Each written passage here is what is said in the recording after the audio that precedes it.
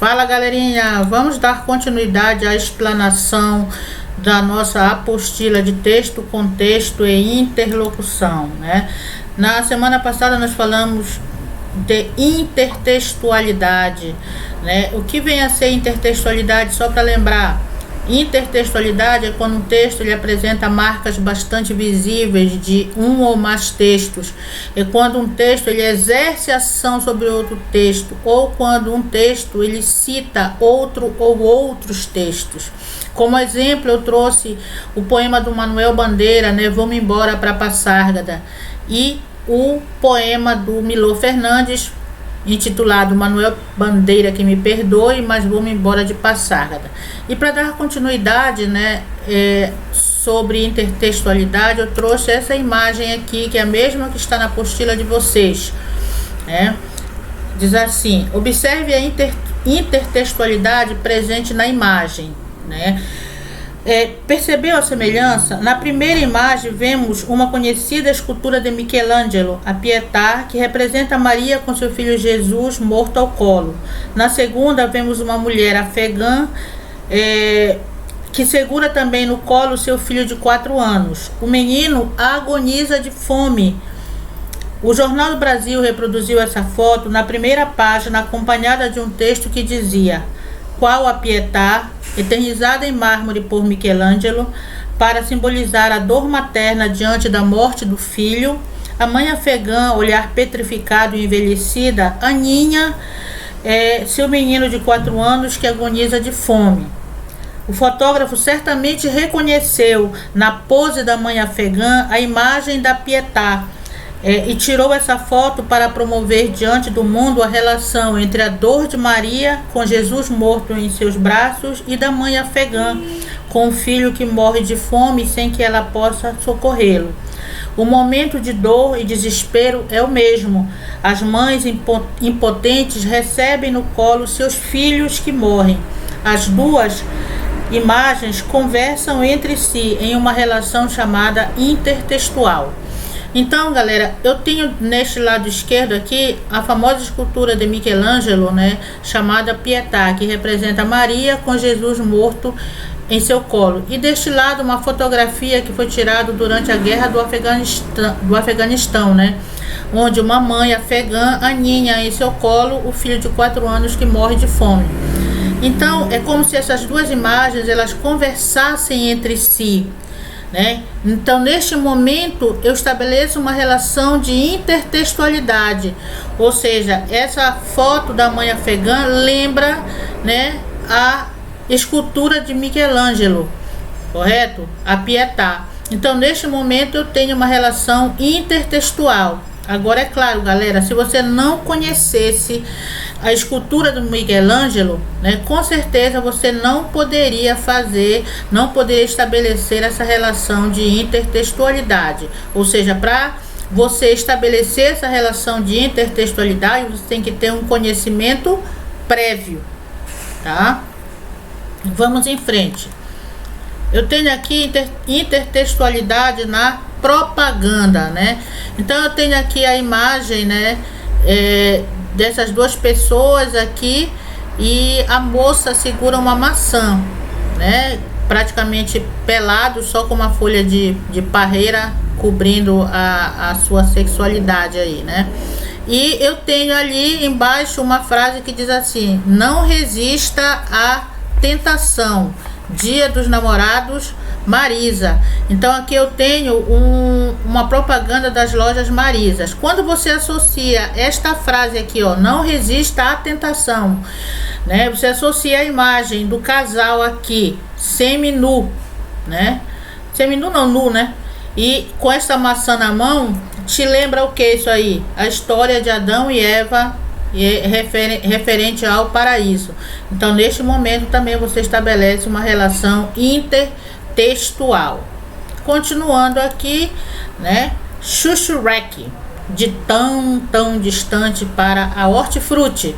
Também aqui eu tenho um caso de intertextualidade, quando a propaganda da hortifruti te remete à história do Shrek, correto? Então, intertextualidade. Aqui nós temos a conhecida pintura de Leonardo da Vinci, né? A Mona Lisa, né? Em italiano, La Gioconda. E aqui eu tenho duas imagens que parecem conversar com a pintura do Michelangelo. Um é a pintura do pintor francês Marcel Duchamp, e aqui uma propaganda da Bombril, onde aparece o garoto propaganda da Bombril, o Carlos Moreno, e alguns produtos, né, da marca Bombril. Tá? Então aqui, quando eu lembro aqui a pintura do Marcel Duchamp e a propaganda da Bombril, né, eu faço referência à Mona Lisa, também estabeleço uma relação de intertextualidade. É claro que a pintura aqui tem as suas particularidades, né? A imagem é mais clara, tem esse bigodinho aqui, a Mona Lisa com bigodinho, né? Que é o bigodinho o que representa o bigodinho do pintor, o cabelo aqui repartido de forma diferente, né? E aqui o anúncio da Bombril, a posição das mãos é a mesma, né? Então é como se essas imagens elas conversassem entre elas, tá? Então essa imagem aqui da Mona Lisa, né, é a mais famosa assim em relação à intertextualidade, né? Várias imagens, tem uma até que a Mônica aparece, né, pousando de Mona Lisa, né? A Mônica do Maurício de Souza. Tá ok, galera? Então aqui é um exemplo de intertextualidade. Ainda a intertextualidade na propaganda. Aqui eu tenho uma propaganda feita para veicular a divulgação de um projeto ambiental e que lançou mão de algumas palavras de um poema muito famoso do Carlos Drummond de Andrade chamado No Meio do Caminho Tinha uma Pedra, né? Então diz assim, olha, a propaganda ao lado foi veiculada para a divulgação de um projeto ambiental. A propaganda vale-se da intertextualidade para expor a poluição das praias e faz referência ao poema No Meio do Caminho de Carlos Drummond de Andrade. Então, eu tenho aqui a imagem, né, de uma latinha e o texto que diz: no meio do caminho tinha uma pedra e uma ponta de cigarro e uma lata e um saco de plástico e até cacos de vidro, tá? Então, quando há repetição de verso ou de palavras aqui que lembra o texto do Carlos Drummond de Andrade, então eu estabeleço uma relação intertextual. Vamos ao texto No Meio do Caminho. Diz assim: no meio do caminho tinha uma pedra. Tinha uma pedra no meio do caminho. Tinha uma pedra no meio do caminho. Tinha uma pedra. Nunca me esquecerei desse acontecimento na vida de minhas retinas tão fatigadas. Nunca me esquecerei de que no meio do caminho tinha uma pedra no meio do caminho. No meio do caminho tinha uma pedra. Tá ok? Então, neste momento, quando você associou, tá, o poema do Carlos Drummond de Andrade com aquela propaganda lá, você estabeleceu uma relação intertextual. Vamos em frente aqui, intertextualidade na música. Galera, essa música foi escrita pelo Renato Russo, né, do grupo Legião Urbana, chamada Monte Castelo, essa música. Essa música, ela traz passagens na íntegra do poema Amor é Fogo que Arde Sem Se Ver, do poeta português Luís Vaz de Camões. E também tem trechos, né, que lembram a primeira carta do apóstolo Paulo aos Coríntios. Tá? Então, quando o Renato Russo ele colocou na música aqui trechos dessa primeira epístola do apóstolo Paulo aos Coríntios e versos do poema do Camões, ele estabeleceu uma relação de intertextualidade. A música diz assim: ainda que eu falasse a língua dos homens e falasse a língua dos anjos, sem amor eu nada seria. É só o amor que conhece o que é verdade. O amor é bom, não quer o mal, não sente inveja ou se envaidece. Então, do primeiro verso até esse aqui, ele faz referência a trechos da primeira carta do apóstolo Paulo aos Coríntios. Aqui já é o verso do Camões, olha. Amor é fogo que arde sem se ver. É ferida que dói e não se sente. É um contentamento descontente. É dor que desatina sem doer. Tá? Então aqui na íntegra, esses 4 versos aqui, na íntegra do poema do Camões. Aqui ele retoma para a epístola de Paulo aos Coríntios. Ainda que eu falasse a língua dos homens e falasse a língua dos anjos, sem amor eu nada seria. É um não querer, mas que bem querer. É solitário andar por entre a gente. É um não contentar-se de contente. É cuidar que se ganhe e se perder. É um estar-se preso por vontade. É servir a quem vence o vencedor. É um ter com quem nos mata a lealdade. Tão contrário a si é o mesmo amor. Então, deste primeiro até este último verso também faz parte do poema do Camões. Aqui ele retoma para a epístola de Paulo aos Coríntios.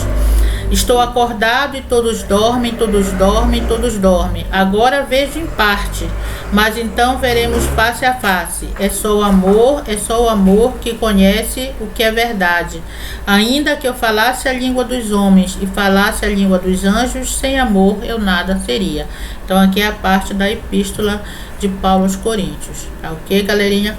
Agora nós vamos ver, né, o poema do Camões, né, que serviu de base para a música, né, do Renato Russo e também a epístola de Paulo aos Coríntios. Vamos ao poema do Camões. O poema do Camões é um soneto.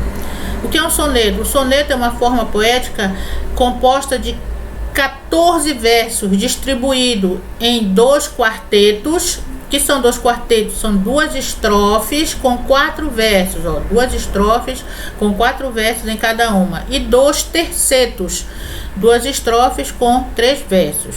Então percebam que eu tenho versos aqui na íntegra que o Renato Russo colocou lá na música dele.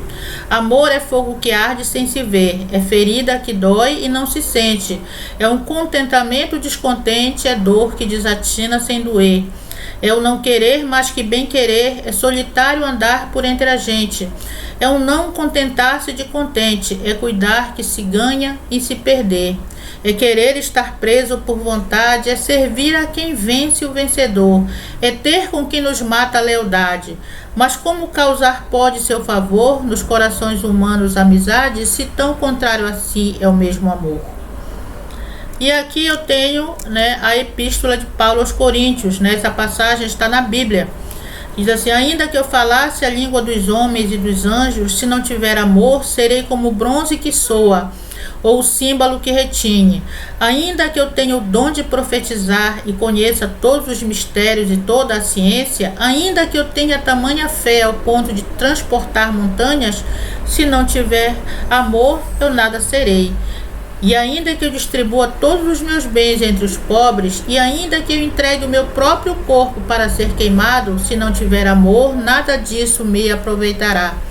O amor é paciente, é benigno, o amor não arde em ciúmes, não se ufana, não se envaidece, não se conduz inconvenientemente, não procura os seus interesses, não se exaspera, não se ressente do mal, não se alegra com a injustiça, mas regozija-se com a verdade. Tudo sofre, tudo crê, tudo espera, tudo suporta. O amor jamais acaba. Agora veremos as coisas como no espelho, de maneira confusa. Então veremos face a face. Agora conheço em parte, então conhecerei como também sou conhecido. Agora, pois, permanecem a fé, a esperança e o amor. Esses 3, porém o maior destes é o amor. Então essa é a primeira epístola, né? Epístola quer dizer carta, né, do apóstolo Paulo aos Coríntios. Vamos agora, né, um texto bem humorado, escrito pelo Luiz Fernando Veríssimo, né, chamado História Mais ou Menos. E quando você lê esse texto aqui, você lembra de uma outra história. Quando você lembrou de uma outra história ao ler esse texto aqui do Veríssimo, você estabelece uma relação intertextual. Então, cheio de humor esse texto aqui. Negócio é o seguinte: 3 reis magrinhos ouviram plá de que tinha nascido um guri. Viram o cometa no oriente e tal, e se flagraram que o guri tinha pintado por lá. Os profetas que não eram de dar cascata já tinham indicado o troço. Em Belém da Judéia vai nascer o Salvador, e tá falado. Os 3 magrinhos se mandaram, mas deram o maior fora. Em vez de irem direto para Belém, como mandava o catálogo, eles resolveram dar uma incerta no velho Herodes em Jerusalém. Para quê? Chegaram lá de boca aberta e entregaram toda a trama. Perguntaram: onde está o rei que acaba de nascer? Vimos sua estrela no Oriente e viemos adorá-lo. Quer dizer, pegou mal. O velho Herodes, que era um oligão, ficou grilado. Que rei era aquele? Ele que era o dono da praça, mas comeu em boca e disse: joia, onde é que esse guri vai se apresentar? Em que canal? Quem é o empresário? Tem baixo elétrico? Quero saber tudo. Os magrinhos disseram que iam flagrar o guri e na volta de cá vão tudo para o coroa. Bom, seguiram o cometa, chegaram numa estrebaria e lá estava o guri com a mãe e o pai. Sensacional, parecia até presépio vivo. Os magrinhos encheram o guri de presentes. Era Natal, pô. Mirra, incenso, ouro, autorama. Tava na hora de darem no pé quando chega um telex. É do céu. Um anjo avisando aos magrinhos que não, repito, não voltem à presença de Herodes porque o coroa tá a fim de apagar o guri. Depois que os magrinhos se mandaram, chega outro telex, dessa vez para o velho do guri. Te manda e leva a família. O Herodes vem atrás de vocês e não é para dar presente. O velho pegou a mulher e o guri e voou para o Egito. Na estrebaria as vacas ficaram se entreolhando meio acanhadas, mas depois esqueceram tudo. Aliás, um dos carneiros mais tarde quis vender a história toda para um jornal de Jerusalém, mas não acertaram o tutu. Bom, o Herodes, é claro, ficou chutando as paredes quando soube da jogada dos magrinhos. Mandou que todo bebisque nascido nas bocas fosse cancelado. Se tiver fralda, apaga. Foi chato, muito chato. Morreu o neném, que não foi fácil, mas o guri estava no Egito, vivão.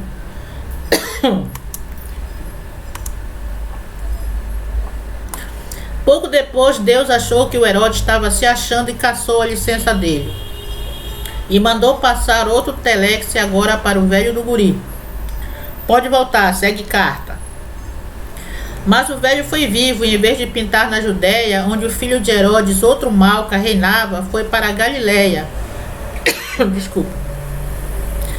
Para uma cidadezinha chamada Nazaré. Ali o guri cresceu legal, acabou rei mesmo, dando maior ibope. Aliás, os profetas já tinham dito que o guri seria chamado Nazareno. Naquela época, profeta não dava uma fora. Se tivesse loteria esportiva, já viu, né? Então aqui, galerinha, tá? Esse texto do Luiz Fernando Veríssimo, ele lembra a história do nascimento de Jesus Cristo, né? Que está presente na Bíblia, essa passagem do nascimento. Então, quando você se lembrou da história do nascimento de Jesus, você estabeleceu uma relação intertextual. Aqui eu tenho o trecho da Bíblia, né, que serviu de base para a crônica do Fernando Veríssimo. E tendo eles ouvido o rei, partiram. Eis que a estrela ia adiante, até que chegando se deteve no lugar onde estava o menino. E vendo eles a estrela, alegraram-se muito com grande alegria. E entrando em casa, acharam o menino com Maria sua mãe, e prostraram-se, o adoraram. E abrindo seus tesouros, lhe ofertaram dádivas, ouro, incenso e mirra. E sendo por divina revelação avisados em sonho para não voltarem para junto de Herodes, partiram para sua terra por outro caminho. E tendo-se eles retirado, eis que o anjo do Senhor apareceu a José em sonhos, dizendo: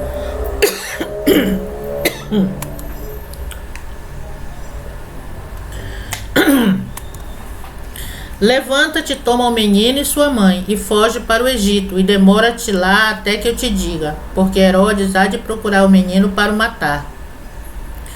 E levantando-se ele, tomou o menino e sua mãe de noite e foi para o Egito, e esteve lá até a morte de Herodes, para que se cumprisse o que foi dito da parte do Senhor pelo profeta que diz: do Egito chamei o meu filho. Então Herodes, vendo que tinha sido iludido pelos magos, irritou-se muito e mandou matar todos os meninos que havia em Belém e em todos os seus contornos de 2 anos para baixo, segundo o tempo que diligentemente inquira dos magos. Ok, galera? Bom, e para encerrar essa parte de intertextualidade, eu trouxe uma outra história aqui, chamada Príncipe Príncipe Encantado, que vai te lembrar uma outra história aqui, tá? Vamos ao texto. O primeiro beijo foi dado por um príncipe numa princesa que estava dormindo encantada há 100 anos. Assim que foi beijada, ela acordou e começou a falar. Muito obrigada, querido príncipe. Você é solteiro? Sou, querida princesa. Você tem castelo, é claro. Tenho, princesa. E quantos quartos tem seu castelo? Posso saber? 36. Só pequeno, hein? Mas não faz mal. Depois a gente faz umas reformas. Deixa eu pensar. Quantas amas eu vou ter que contratar? Umas 40 eu acho que dá. Tantas assim? Ora, meu caro, você não espera que eu vou gastar as minhas unhas varrendo, lavando e passando, não é? Mas 40 amas? Ah, eu não quero nem saber. Eu não pedi para ninguém vir aqui me beijar e já vou avisando que eu quero umas roupas novas. As minhas devem estar fora de moda. Afinal, passaram-se 100 anos, não é mesmo? E quero uma carruagem de marfim, sapatinho de cristal e... deixa eu pensar. Joias, é claro. Eu quero anéis, pulseiras, colares, tiaras, coroas, cetros, pedras preciosas, semi-preciosas, pepitas de ouro e discos de platina. Mas eu não sou o rei das Arábias, sou apenas um príncipe. Não me venha com desculpas esfarrapadas. Eu estava aqui dormindo e você veio e me beijou. E agora vai querer que eu ande por aí como uma gata borralheira? Não, não e não. E outra vez não. E mais uma vez não. Tanto a princesa falou que o príncipe se arrependeu de ter ido até lá e a beijado. Então teve uma ideia. Esperou a princesa ficar distraída, se jogou sobre ela e deu outro beijo bem forte. A princesa caiu imediatamente em sono profundo. E dizem que até hoje está lá adormecida. Parece que a notícia se espalhou e os príncipes passam correndo pela frente do castelo onde ela dorme, assobiando e olhando para o outro lado, né? Então, galera, quando você leu essa história aqui, você lembrou, fez referência a uma outra história, que é a história da Bela Adormecida. Então, neste momento, eu tenho uma relação de intertextualidade. Ok. Vamos falar de subentendidos. Só um minutinho, galerinha.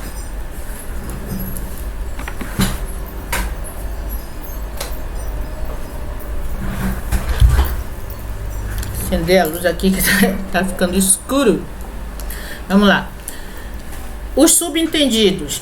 Será frequente em sua vida de leitor encontrar textos em que nem tudo que importa para a compreensão esteja nele registrado, né? Em outras palavras, há textos em que o que não foi escrito também deve ser levado em consideração para que ele possa ser verdadeiramente compreendido. São os chamados pressupostos e os implícitos, tá? Eu digo assim, galera, que um dos aspectos mais intrigantes na leitura de um texto é a verificação de que ele pode dizer algo que parece não estar dizendo. Como assim, professora? Né? Ele pode dizer algo que parece não estar dizendo. Galera, é assim, além das informações que estão claras, que estão expostas, que estão expressas no texto, né? Há outras que estão implícitas, que estão subentendidas, que estão escondidas dentro do texto. Então, nem sempre um texto fornece todas as informações necessárias para o entendimento do leitor, galera, tá? Há textos em que aquilo que não foi escrito também deve ser levado em consideração para que esse texto possa ser compreendido. Muitos textos eles trazem elementos subentendidos que precisam ser recuperados pelo leitor para que esse mesmo texto seja entendido. Então, meus amores, o leitor ele tem que ter essa capacidade de reconhecer não só as informações que estão explícitas no texto, mas também de reconhecer as informações que estão subentendidas, que estão implícitas. Porque se ele não tiver essa habilidade, o que acontece? Ele vai passar por cima de significados importantes. Na verdade, ele vai sair atropelando o texto, né? E o que é mais grave, né? Ele pode até concordar com ideias e pontos de vista que ele poderia até rejeitar, né? Se ele conseguisse extrair essas informações que estão implícitas dentro de um texto. Então, por isso que é importante você reconhecer não só as informações que estão claras, como as que estão implícitas, que estão subentendidas. Vamos ao primeiro aqui, tá? Pressuposto. O que é pressupor algo, galera? Pressupor, que significa supor antecipadamente. Mesma coisa que prever, presumir, fazer supor. Então, em outras palavras, o pressuposto é uma tese básica, uma afirmação anterior que precisa ser verdadeira para que a informação que vem depois, a informação posterior, ela tenha sentido, ela tenha nexo. Porque se a informação anterior não é verdadeira, a informação que vem depois, tá? Ela não tem sentido. Você vai compreender melhor quando eu começar a dar os exemplos aqui, ó. Antes disso, eu tenho outro conceito de pressuposto, ó. Os pressupostos são informações implícitas, adicionais. O que é implícito? Que não está claro, né?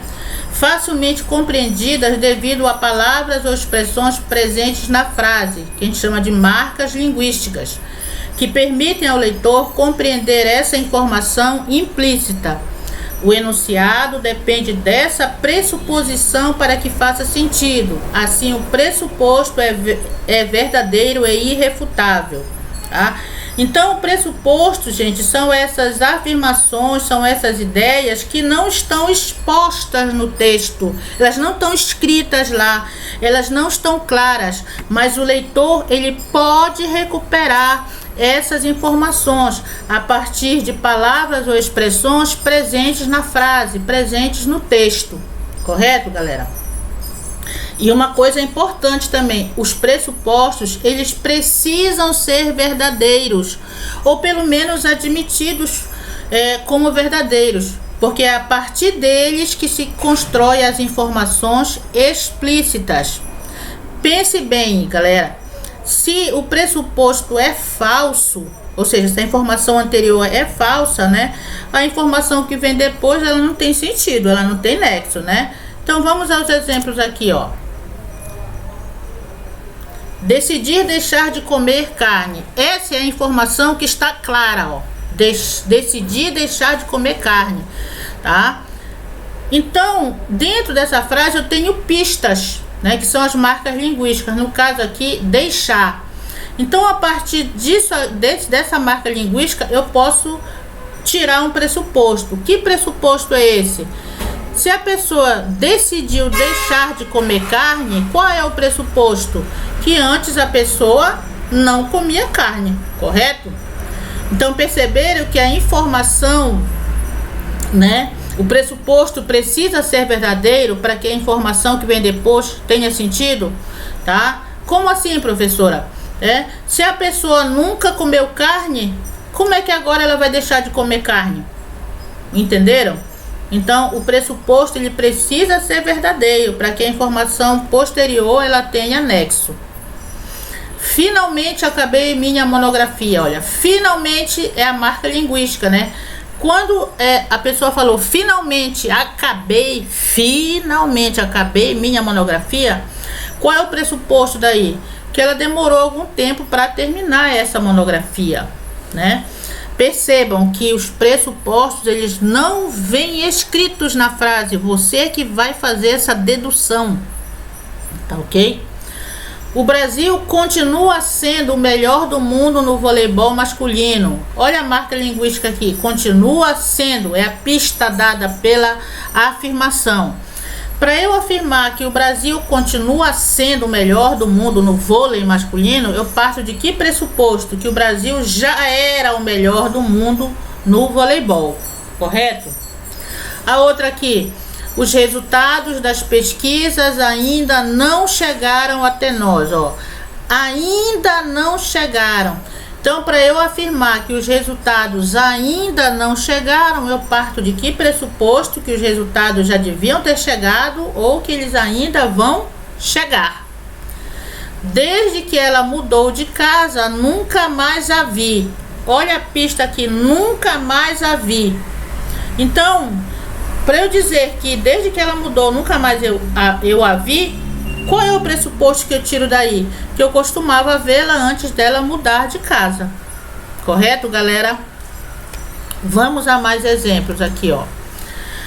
A única atividade produtiva de expressão na fazenda é a engorda de bois de arrendatários. Então, eu tenho as pistas aqui, as marcas linguísticas. Atividade produtiva de expressão e engorda de bois de arrendatários. Então você tem que levar em consideração essas pistas, galera, que é a partir delas que você vai conseguir tirar o pressuposto ou os pressupostos.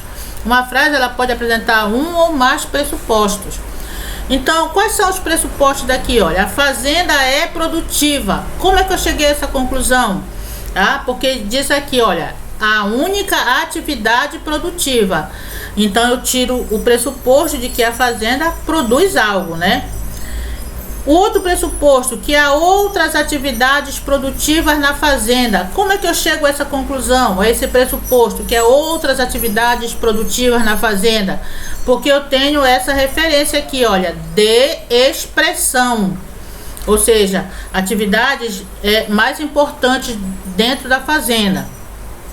Outro pressuposto, os bois não pertencem ao dono da fazenda, tá? Como eu chego a esse pressuposto? Porque diz aqui que os bois são de arrendatários, tá ok? Vamos a outro exemplo aqui, olha. A firma só enriqueceu quando passou a vender sistemas de segurança. Olha as pistas, só enriqueceu. Então daqui eu já posso tirar um pressuposto. Se só enriqueceu é porque a firma não era rica, né? Quando passou a vender sistemas de segurança. Então, qual é o pressuposto? Que a firma nem sempre vendeu sistemas de segurança. Tanto que diz assim, passou a vender. E um outro pressuposto que eu posso tirar é que a riqueza da firma, ela se liga à venda de sistemas de segurança. Como é que eu cheguei a essa conclusão? Devido à palavra só, a firma só enriqueceu, tá? Então, o enriquecimento da firma está ligado à venda de sistemas de segurança. Então, é assim, galera, algumas frases, né? Rapidamente dá para você tirar o pressuposto. Outras, você tem que pensar mais um pouco para poder extrair, né, os pressupostos da frase.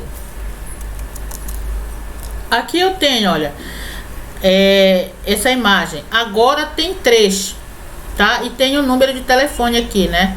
Então, galera, para eu afirmar, a frase é essa. Agora tem 3. Para eu afirmar que agora tem 3, eu parto do pressuposto que antes tinha 2, tá? Agora, por que o número aqui? Antigamente, os números de telefones fixos não tinha esse 3 na frente, né? Eram só os números aqui, mas não tinha o 3. Aí a partir, eu não me lembro a data exata, né? Começou a ver o número 3 na frente. Então, quando você digita, é 3 alguma coisa, correto?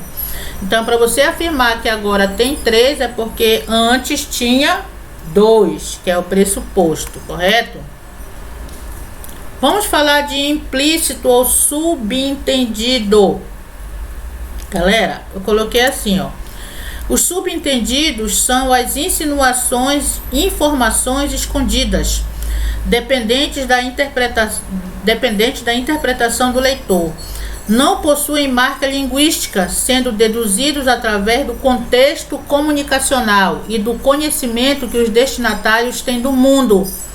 Podem ser ou não verdadeiros e podem ser facilmente negados, visto serem unicamente da responsabilidade de quem interpreta a frase. Então, o que vem a ser um subentendido, um implícito, galera? São as insinuações escondidas por trás de uma informação. E a informação, galera, ela é apenas sugerida e de inteira responsabilidade de quem interpreta a frase.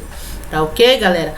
Uma das características dos subentendidos é que eles não apresentam marcas linguísticas, ou seja, eles não apresentam aquelas pistas que aparecem nos pressupostos, tá? Então você tem que ter essa habilidade de conseguir extrair os subentendidos de um determinado texto, de uma determinada frase, tá ok, galera? Ainda é assim, né, que o uso de implícitos ele faz com que o enunciador, né, ele se esconda atrás de uma afirmação. Por que ele faz isso? Porque ele não quer ele não quer se comprometer com essa informação.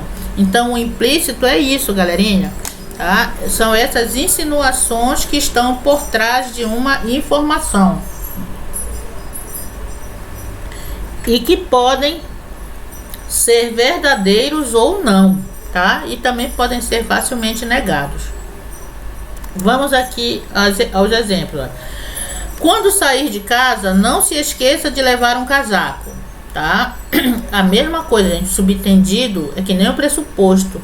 Ele não vem escrito na frase. Olha, o subentendido é esse aqui. Não, tá? Você tem que deduzir, tá? Qual é esse subentendido? A diferença do subentendido para o pressuposto, que o pressuposto ainda traz aquelas marcas linguísticas, aquelas pistas. O subentendido não, você que tem que inferir, você que tem que deduzir, você que tem que chegar à conclusão. Então, quando a pessoa disse, quando sair de casa, não se esqueça de levar um casaco, o que está subentendido aí? Que deve estar frio lá fora, então por isso que se quer que leve um casaco. Então esse seria o subentendido, tá? Já tenho a garganta seca de tanto falar. Estão vendo, né, que eu tô bebendo água toda hora, né? Já tenho a garganta seca de tanto falar. Então qual é o subentendido que eu posso extrair daí? Que eu quero beber um pouco de água, olha aí, tá? Ou eu quero parar de falar nesse momento, tá ok? Você vai a pé para casa agora? Qual é o subentendido ou subentendidos? Que eu posso lhe dar uma carona ou é perigoso andar a pé na rua uma hora destas, né? Você tem fogo? Eu chego para alguém, ó. Você tem fogo com cigarro aqui na mão, tá? O que está subentendido aí? Que eu quero que alguém acenda meu cigarro, né? Heloísa está cansada de ser professora. Tá? Quais são os subentendidos que eu posso tirar daí? Talvez ela não quer mais ser professora porque o salário é baixo, né? Ou há muita indisciplina na turma. Então, como eu falei, né? O subentendido, você que tem que chegar a essa conclusão, né? Você que tem que deduzir. E pode ser verdadeiro ou não, esse subentendido.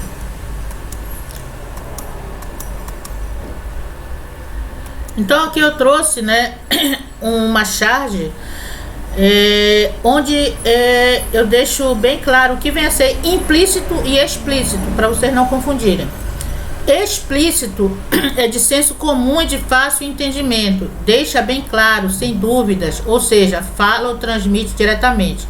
Então eu tenho aqui a charge onde essa senhora bem humilde chega à delegacia e fala assim para o delegado: doutor, lá na minha rua todo mundo que passa é assaltado. Eu gostaria que o senhor mandasse o policiamento para lá. Aí o delegado fala: mas para quê? Né? Para ser assaltado também? É só o que me faltava. Então, na imagem anterior, nota-se que é uma charge explícita, pois o delegado deixa bem claro que o local onde a moradora reside realmente é perigoso. Então, que eu tenho o quê? Algo explícito, está claro aqui. Agora vamos ao subentendido, ou implícito. O implícito fica nas entrelinhas, requerendo um conhecimento mais específico, fala indiretamente. Então eu tenho um político aqui no palanque, né, gritando a plenos pulmões: Neste bolso nunca entrou dinheiro público. Aí uma pessoa que está aqui na plateia, né, tá de calça nova, né? Então o que está implícito aqui, galera?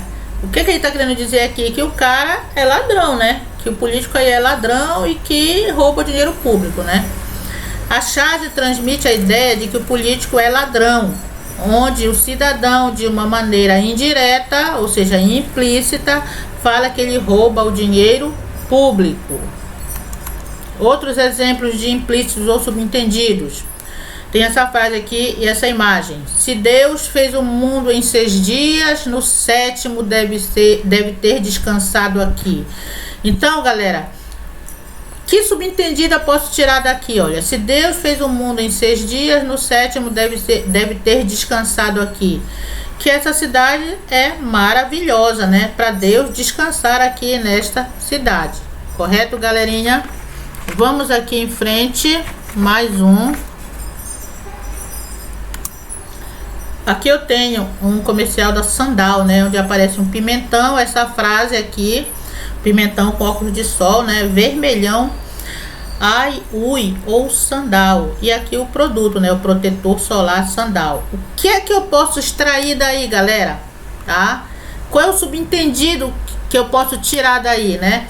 Que se você não usar aqui os protetores solares Sandal, você vai ficar vermelho que nem este pimentão aqui. Correto? Então use Sandal ou ai, ui. Aqui, eles são doutores em Volkswagen, né? Mas também tiram a pressão do seu bolso. Aí diz assim, faça a revisão do seu Volkswagen com os doutores em Volkswagen. Então aqui eu posso tirar 2 subentendidos. Quando eu digo que eles são doutores em Volkswagen, que eles são os melhores, né? São os melhores mecânicos em se tratando da marca Volkswagen. E também o subentendido, né? Quando tiram a pressão e também tiram a pressão do seu bolso. Ou seja, se você procurar, né, a oficina onde há os melhores mecânicos que trabalham com a marca Volkswagen, eles vão tirar a pressão do seu bolso no sentido de que os preços são mais acessíveis. Você não vai pagar tão caro por esse serviço. Correto, galera?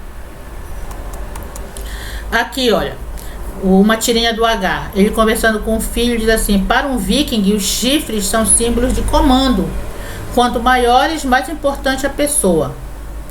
Tem toda a razão. Aí aparece a Elga aqui, né? No tacho. O que é que dá para extrair daí, galerinha? O que ele diz? Quanto maiores os chifres, mais importante é a pessoa. Então dá para entender aí que o subentendido é que a pessoa mais importante da casa é a Elga. Por que eu cheguei a essa conclusão? Por causa do tamanho dos chifres que ela usa aqui. Ok? Olha, outra tirinha aqui, né? O cara em frente à televisão o dia todo, o cérebro não aguenta mais e pula fora, né? Chega! Onde você vai? Tô me sentindo um inútil. Tá? Então, qual é o subentendido aqui que eu posso tirar, né? Que o ser humano, ele não exercita o cérebro, né? A partir do momento em que ele passa o dia todo em frente à televisão, né? Assistindo porcarias, tá? Então, esse é o subentendido. Vamos falar de inferência, galera. Inferir algo pode ser definido como processo de raciocínio segundo o qual se conclui alguma coisa a partir de outra já conhecida. As informações obtidas na leitura do texto devem ser confrontadas com o conhecimento que você tem da realidade. É esse o processo analítico que permite a elaboração de conclusões a partir do que se infere do texto. Então, o que vem a ser inferência, galera? Eu posso dizer para vocês que inferência é a leitura das entrelinhas.